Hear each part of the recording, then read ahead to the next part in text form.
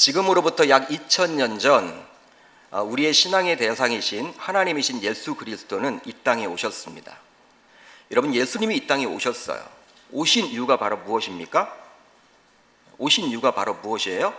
자신의 백성들을 그들의 죄에서 구원코자 함이었습니다. 구원코자 오신 거예요. 그러니까 저와 여러분들을 구원하고자 2000년 전에 예수님이 이 땅에 오셨어요. 여러분, 즉 예수님께서는 구원사역을 감당하고자 이 땅에 오셨습니다. 결국 구원사역을 이루고자 죄가 없으신 그분께서는 저와 여러분 대신에 십자가에 달려 죽으셨고 3일 만에 부활하셨어요. 그렇다면 예수 그리스도의 공로로 구원받은 저와 여러분들은 이제 어떻게 살아가야 할까요? 여러분, 이것이 중요하겠죠. 어떻게 살아가야 합니까?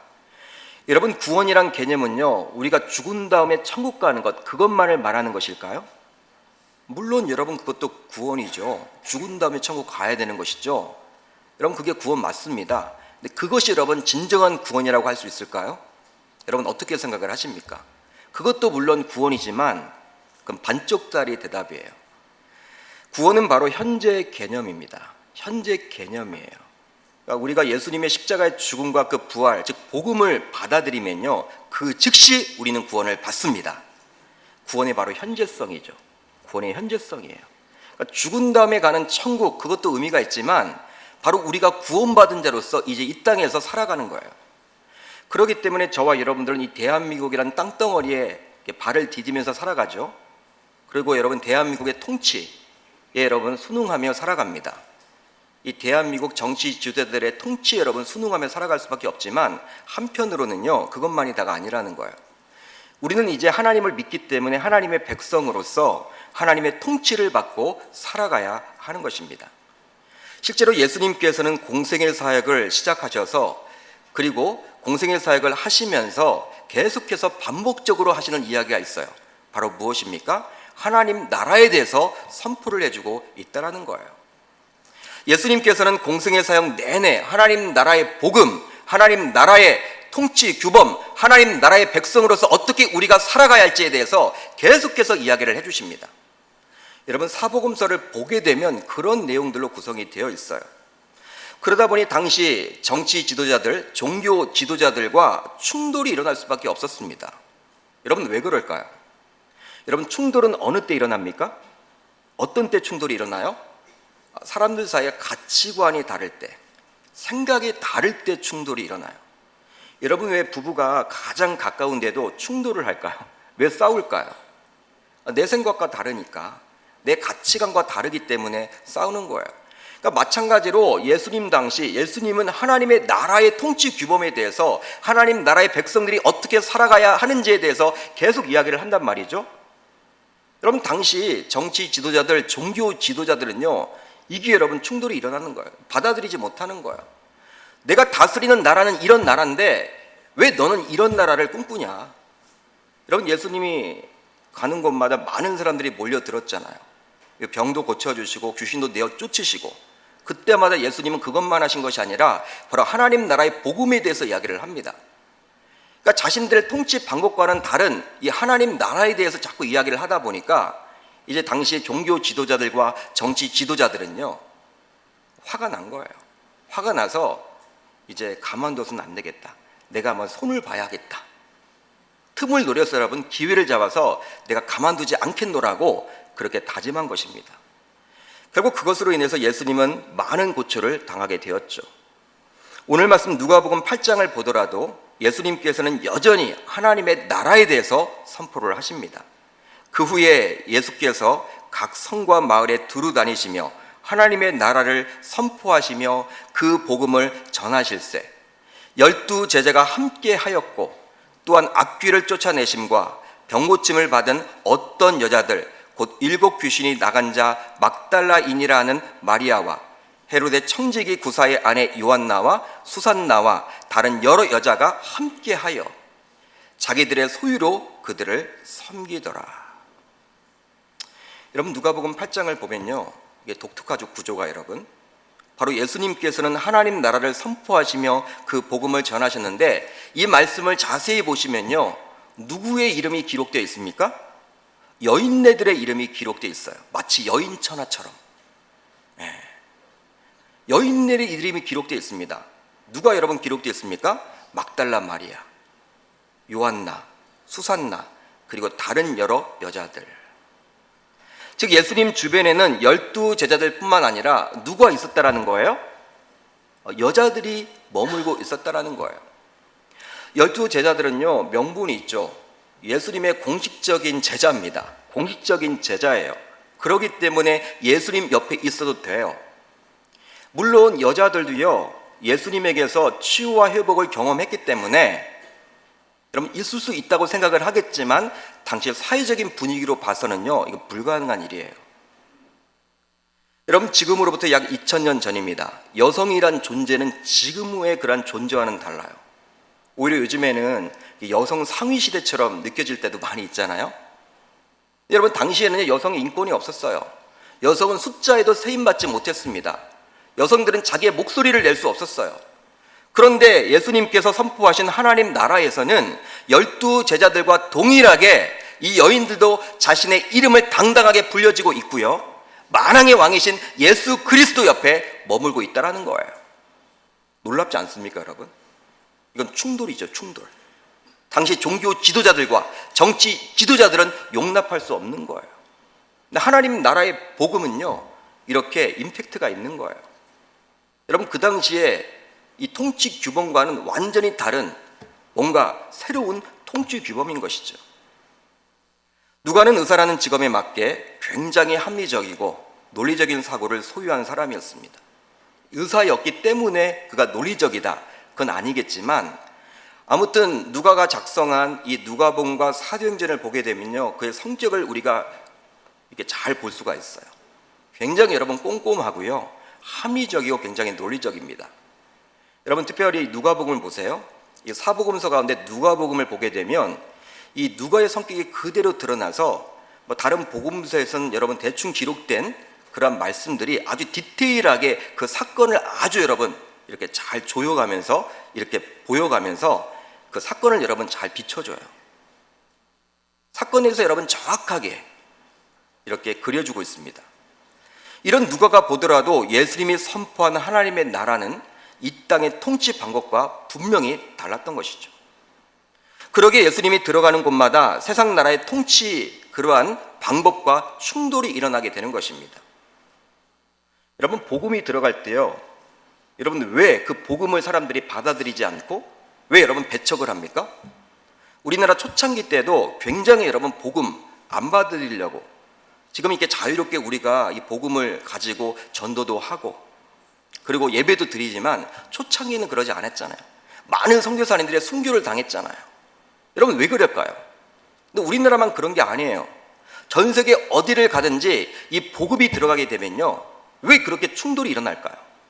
여러분 충돌이 일어날 수밖에 없는 거예요. 왜? 하나님 나라의 복음이기 때문에. 이 땅에 여러분 통치 규범이 아니라 하나님 나라의 통치 규범을 이야기하는 것이기 때문에 충돌이 일어날 수밖에 없는 것이죠. 그렇다면 바로 무엇입니까? 하나님 나라의 여러분 통치 규범은 무엇입니까? 바로 자유와 평등과 신분제도의 철폐 등입니다. 실제로 우리나라도 선교사님들이 오셔서 이제 학교를 세우게 되었죠.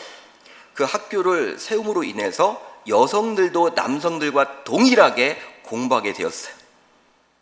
요즘은 뭐 이렇게 공무원 시험 여성들이 더 많이 여러분 이렇게 합격하는 비율도 높더라고요. 예전에는 여러분 이게 불가능한 일이었어요. 불가능한 일. 선교사님들이 오셔서 학교를 세웠는데 선교사님들은 이 복음을 가지고 있는 분들이잖아요. 그러니까 남학생들만 공부시키지 않고 여학생들도 차별 없이 공부를 시킨 거예요. 그뿐만이 아니라 선교사님들은 많은 사회 및 시민단체들을 세움으로 인간이 모두 다 존중받아야 한다, 기본적으로 동일하다, 차별이 있어서는 안 된다, 그렇게 주장을 했습니다. 우리들에게 가르쳤죠. 그렇습니다. 복음이 들어간 나라마다요, 한번 생각을 해보세요. 이 복음, 이 기독교가 들어간 나라마다 자유가 있어요. 평등이 있습니다. 신분 제도가 철폐되어 있습니다. 더 이상 인간을 신분이나 인종으로 차별치 않아요. 남녀가 여러분 분리되지 않습니다. 나이가 어리다고 어른들에게서 무조건 무시당하지도 않아요. 이게 바로 복음의 능력인 것이죠. 하나님 나라의 통치 규범인 것이죠. 오늘 본문을 보게 되면 같은 시공간 속에서 두 개의 다른 사건이 겹쳐서 일어납니다. 하나는 회당장 야이로의 12살 먹은 외동딸이 죽었다가 살아난 사건이고요. 또 한 가지는 무엇입니까? 바로 12년 동안 혈루증이란 질병으로 고통 속에 있다가 고침받은 사건이에요. 깨끗하게 고침받은 사건입니다. 이 두 사건이 여러분 겹쳐서 나타나요. 오늘은 특별히 하나님 나라의 통치 관점으로 12년 동안 혈루증에 있다가 예수님에 의해서 고침받았던 이 한 무명의 여인에 대해서 한번 살펴보도록 하겠습니다. 오늘 말씀에 나오는 이 여인의 스토리는요, 비록 기록되어 있지 않아도 성경을 읽어 내려가는데 전혀 지장이 없어요. 전혀 지장이 없습니다. 그걸 통해서 우리는 무엇을 알 수가 있냐면 오늘 말씀은 성경의 저자가 의도적으로 기록하고 있음을 알 수가 있는 것이죠. 여러분, 바로 하나님의 나라의 관점으로 보았을 때 무명의 여인, 그것도 12년 동안 불치병으로 고통 속에 있었던 이 여인의 얘기를 디테일하게 그려주므로 하나님 나라는 일반 세상의 통치 원리와는 다름을 보여주고자 하는 거예요. 한번 생각해 봅시다. 여러분, 세상에서는요, 가진 자의 편입니다. 소유한 자의 편이에요. 힘 있는 자의 편이에요. 세상에 여러분 통치 규범이 그래요. 그런 관점으로 보게 되면요, 당시 유력 인사였던 회당장 야이로의 이야기만 기록이 되어 있으면 돼요. 그러겠죠? 그러나 하나님 나라의 관점으로 보게 되면요, 이 별 볼 일 없는, 이름도 몰라요, 또 혈루증으로 여러분 고통 속에 있는 12년 동안이나 그런 여인의 그러한 치유 사건이 기록되므로 하나님의 복음의 역사, 하나님 나라의 통치는 이 땅의 통치와는 완전히 다름을 저와 여러분들에게 보여주고자 일부러 기록을 하고 있는 것이죠. 누가는 12년 동안 혈루증으로 고통당했던 이 여인의 상황에 대해서 이렇게 이제 설명을 합니다. 아무에게도 고침을 받지 못하던 여자다. 아무에게도 고침을 받지 못하던 여자라고 기록을 해주고 있습니다. 여러분, 병행 구절인 이 마가복음을 보게 되면요, 이렇게 기록이 되어 있어요. 이 구절에 대해서 많은 의사에게 많은 괴로움을 받았고 가진 것도 다 허비하였으되 아무 효험이 없고 도리어 더 중하여 졌던 자에. 지금 많은 재정을 들여서 한마디로 자기가 알아왔던 이 질병을 치료하고자 여러 병원들, 여러 의원들을 만나보았지만 별 소득이 없다라는 거예요. 고침받지 못했다라는 거예요. 오히려 많은 재산은 다 날렸고 어떻게 되었다라는 것입니까? 이제 점점 악화되었다라는 그러한 상황입니다. 그런 상황 가운데 예수의 소문을 듣게 된 것이죠. 여러분, 그렇다면 이 여인이 앓고 있었던 이 혈루 증세는 무엇일까요? 혈루병은 무엇입니까? 혈루병이 어떤 병일까요? 피를 흘리는 병인데 여인들에게 있는 부인과 병이죠. 바로 하혈하는 병입니다. 근데 이 병을 앓는 여인은 당시 부정하다고 간주가 되었어요. 부정하다고. 여러분, 레위기 율법, 특별히 레위기 15장을 보면 왜 부정한지, 어떻게 우리 주님이 이야기를 하고 있는지 이야기를 하고 있어요. 여기에 나와 있기 때문에 부정한 거예요.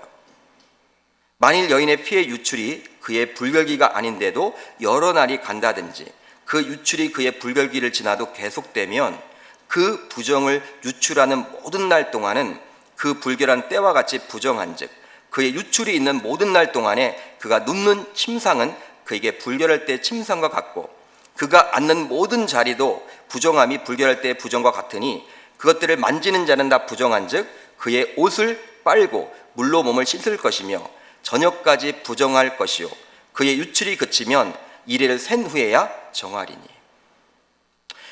여러분, 유대 율법에 이렇게 기록이 되어 있기 때문에 이 병, 하혈하게 되는 이 혈루 증세, 이 혈루병에 걸리게 되면요, 같이 마을에 살지 못했습니다. 마을에서 쫓겨나야 했어요. 마치 나병 환자와 같이.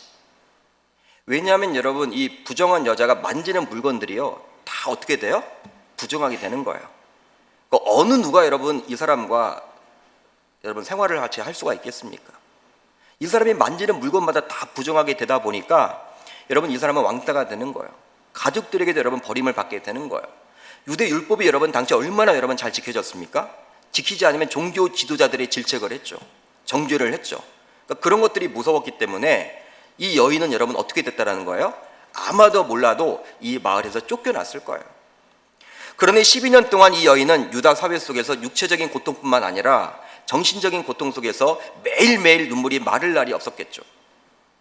굉장히 여러분 슬펐겠죠.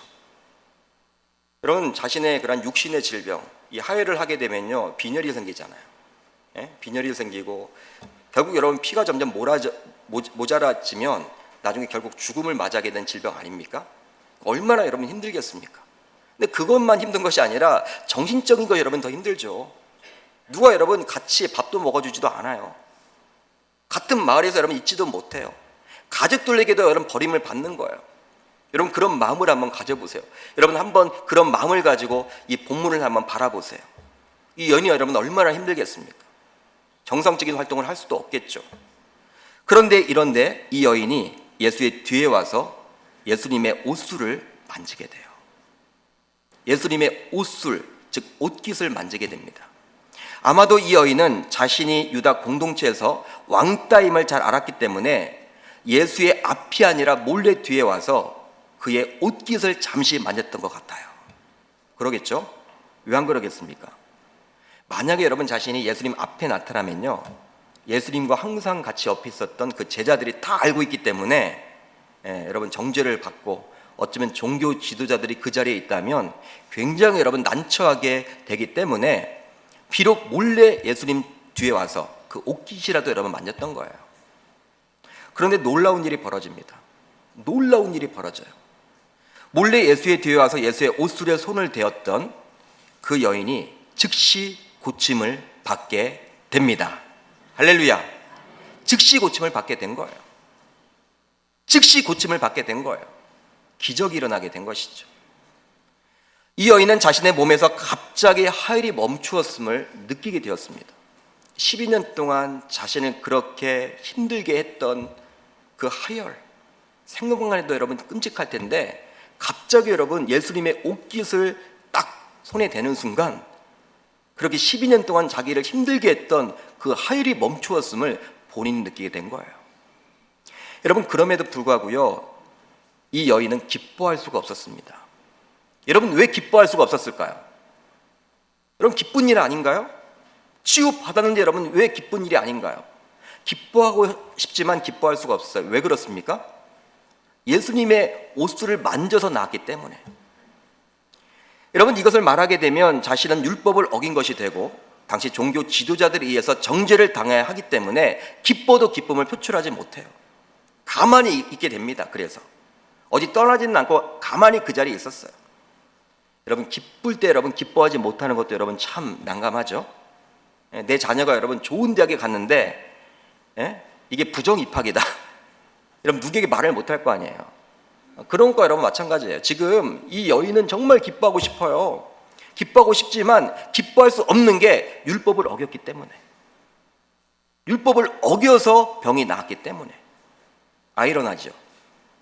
여러분 그런 상황이에요. 그런데 그 주변에 정말 많은 사람이 있었는데 어떻게 예수님이 알았는지 이렇게 말씀을 하십니다. 내게 손을 댄 자가 누구냐?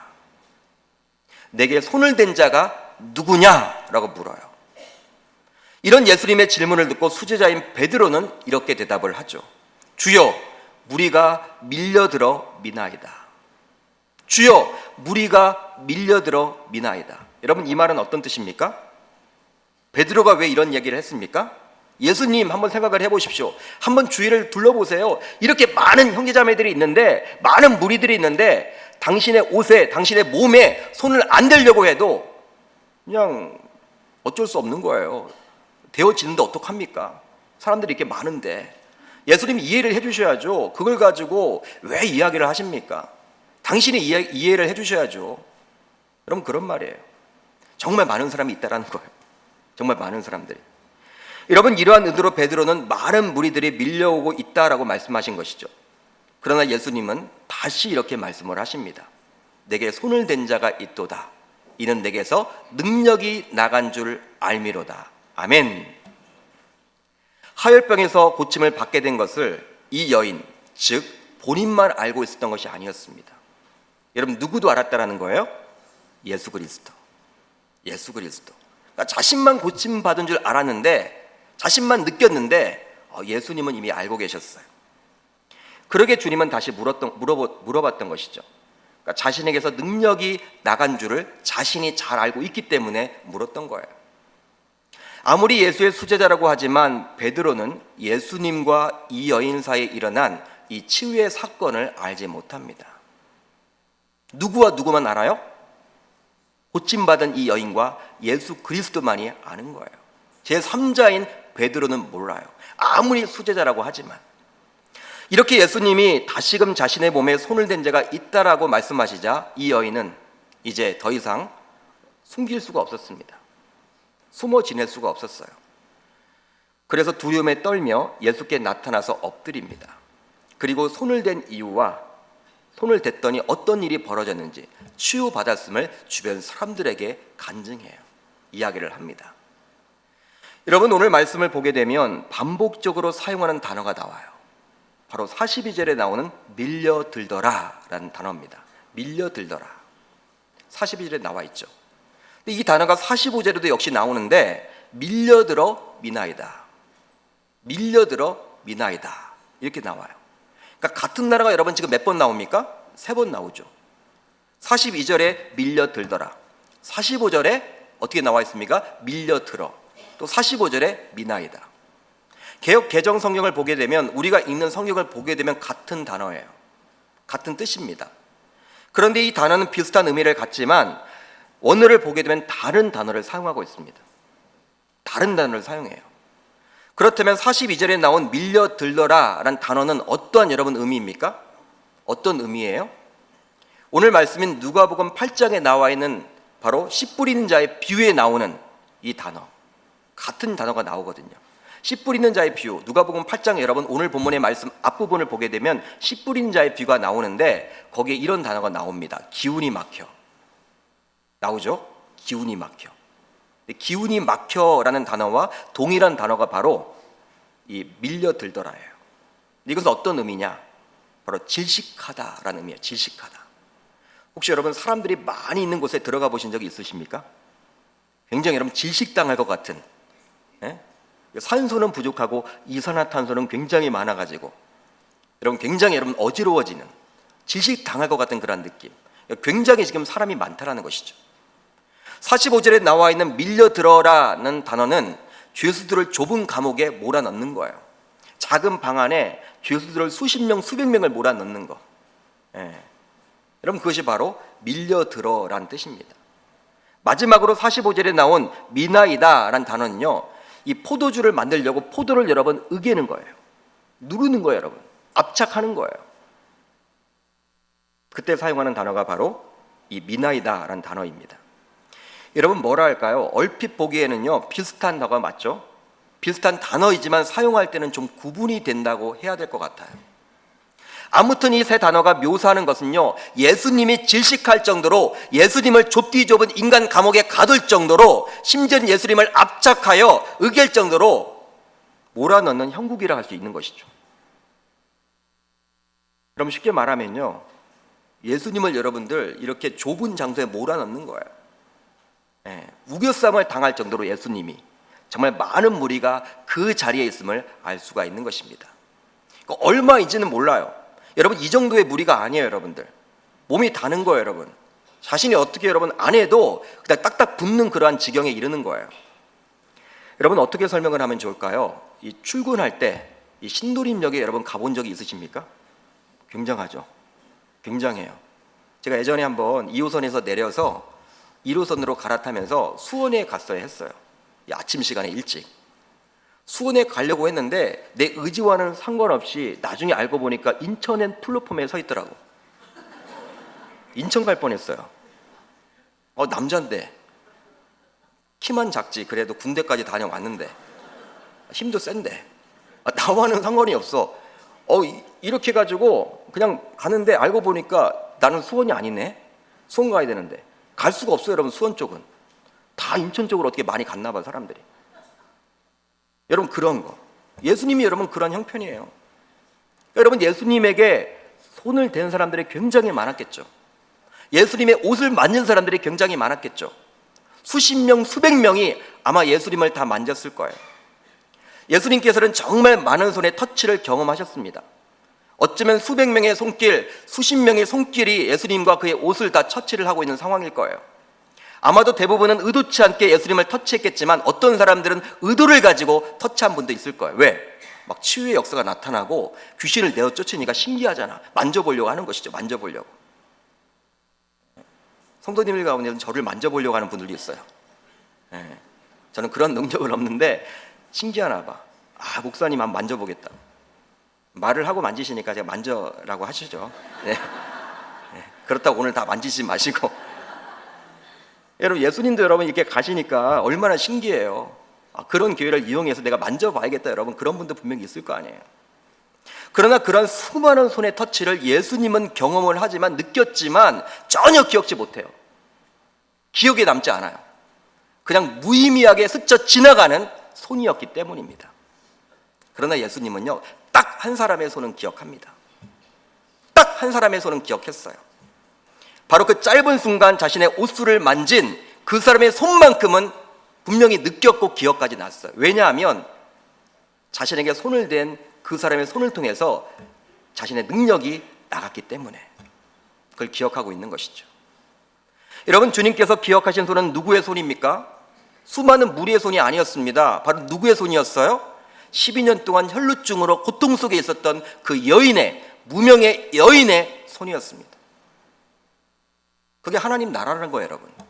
세상의 통치에서는 여러분 있을 수 없는 일이에요.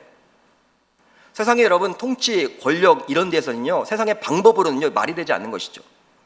그렇지만 하나님 나라의 복음, 하나님 나라의 관점으로는요, 이 무명의 여인의 그 손을 우리 주님이 느끼고 있는 거야. 유력 권력자의 손을 기억하고 있는 것이 아니라 무명의 여인의 손을 우리 주님이 기억하고 있어요. 이게 바로 하나님 나라의 통치 규범입니다. 우리 주님은 다른 수많은 손은 전혀 기억지 못했고 오직 이 여인의 손만을 기억했어요. 그렇다면 주님께서 이 여인의 손을 기억하신 이유는 무엇입니까? 여러분, 다른 이유가 아니겠죠. 이 여인의 손만을 기억했던 것은 뭐예요? 바로 그녀는 믿음의 손을 소유했기 때문입니다. 그녀는 믿음의 손을 소유했어요. 그녀는 믿음을 가지고 있었습니다. 그 믿음을 가지고 예수님의 옷술에 손을 잠시 댄 것 뿐이죠. 그러기에 그 믿음이 예수님의 능력을 이끌어내어서 결국 어떻게 돼요? 병에서 치료받게 된 것입니다. 할렐루야. 실제로 주님께서는 고침을 받게 된 이 여인에게 이렇게 말씀을 해주고 있죠. 딸아, 내 믿음이 너를 구원하였으니 평안히 가라. 여러분, 고침받게 된 것이 무엇 때문에 여러분 고침받게 되었다라고 우리 주님은 이야기를 하고 있어요? 믿음, 내 믿음이 너를 구원했다. 여기에 나와 있는 구원은요, 치유받았다, 그런 뜻이에요. 내 믿음이 너를 치유했다, 그런 뜻이에요. 그렇다면 그녀의 믿음은 어디에서 생겨나게 되었을까요? 한번 생각해 봅시다. 그녀의 믿음은 어디서 생겨나게 되었을까요? 바로 주님을 향한 절대적인 간절함에서 생겨났습니다. 그녀는 세상적인 것에 대한 기대와 소망은 이미 죽은 상태였죠. 무려 12년 동안이나 수많은 재정을 들여서 의학적인 방법을 동원해 보면서 고침받으려고 했지만 이게 안 되는 거예요. 그렇기 때문에 재정은 바닥났고 몸은 점점 힘들어지고 의학을 믿지 못하는 것이죠. 세상에 대한 여러분 소망과 기대는 없는 거예요. 그뿐만이 아니죠. 그뿐만이 아닙니다.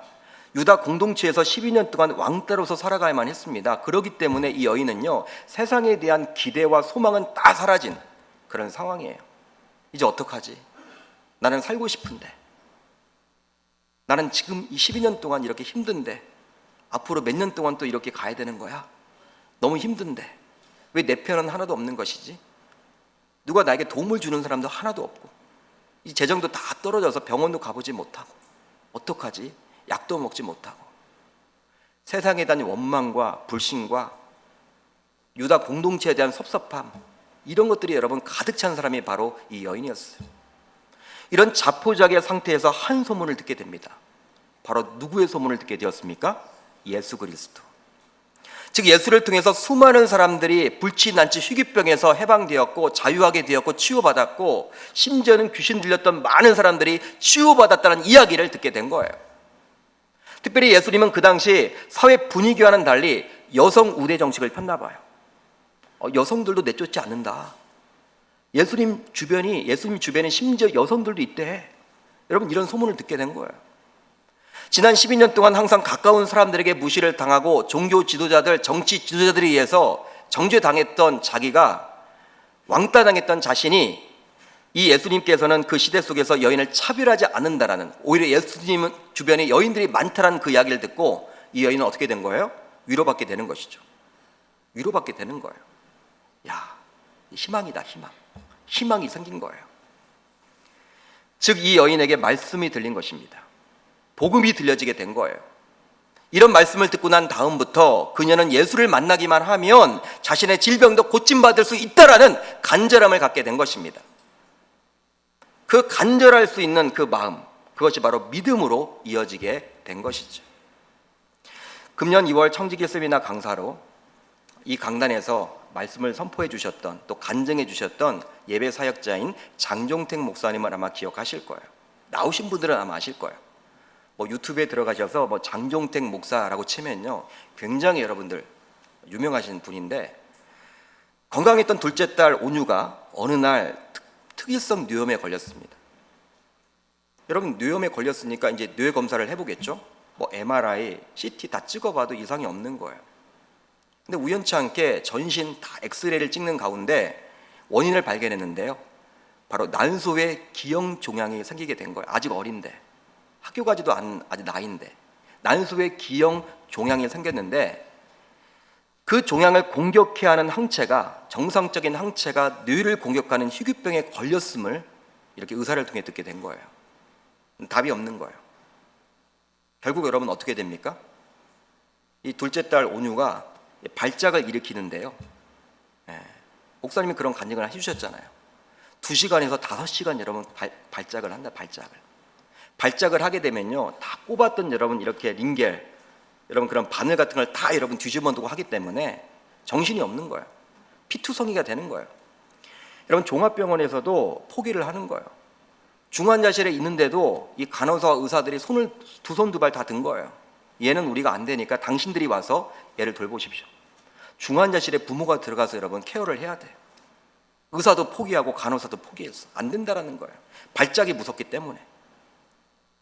눈이 여러분 뒤집어지면서 경기하면서 또 힘이 엄청나게 세져가지고 애를 감당이 안 되는 거야, 의사들도. 그런 자녀를 보는 아비의 심정은 여러분 어떨까요? 여러분 상상할 수 있겠습니까? 그런 자녀를 보는 아비의 입장은 어떨까요? 아무리 목회자라고 하지만 사랑하는 딸이 죽어가는 그 모습을 바라보면서 우리 장 목사님은 하나님에게 살려달라고, 하나님 내 딸 살려달라고, 죽으면 안 된다고, 현대의학으로 고치지 못하지만 이 내 딸 내가 장난감을 사줘야 하는데, 그 약속을 내가 지켜야 하는데, 같이 이 완구점에 가야 하는데 이 아이를 좀 살려달라고 하나님께 간절하게 매달린다라는 거예요. 목회자면 여러분 어떻게 해요? 매달려야죠.